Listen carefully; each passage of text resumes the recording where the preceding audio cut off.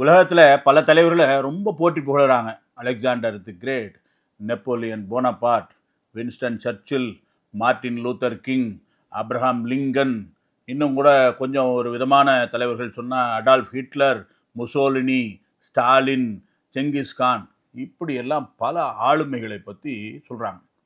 இந்த ஆளுமைகள் ஒரு வகையில் தேசத்திற்காக பாடுபட்டவர்கள், அவங்க நாட்டுக்காக.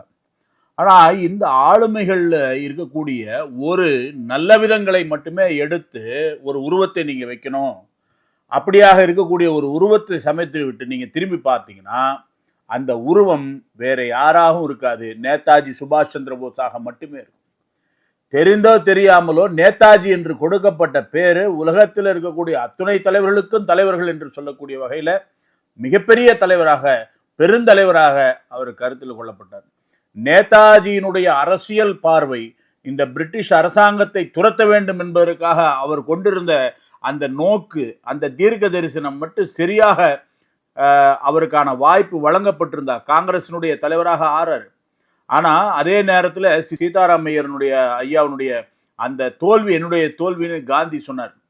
அப்பேற்பட்ட ஒரு சூழலில் அவர் ஃபார்வர்ட் பிளாக் என்ற ஒரு கட்சியை துவங்குகிறார். அதன் பிறகு நடந்தது தான் வரலாறு.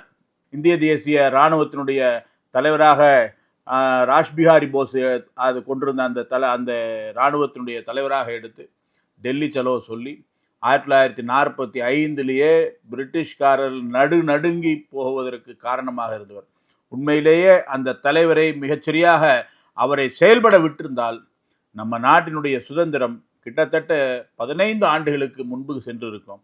ஆனால் துரதிருஷ்டவசமாக நேதாஜியினுடைய அந்த உணர்வு, நேதாஜியினுடைய அந்த தாகம், நேதாஜியினுடைய அந்த ஆளுமை, நேதாஜியினுடைய அந்த தீர்க்க தரிசனத்தை அன்றைக்கு புரிந்து கொள்ளக்கூடிய பெருந்தலைவர்கள் இல்லாத போனதுனால இந்த மாமனிதன் அவருடைய அந்த கனவு சதிகளால் சீர்குலைக்கப்பட்டது.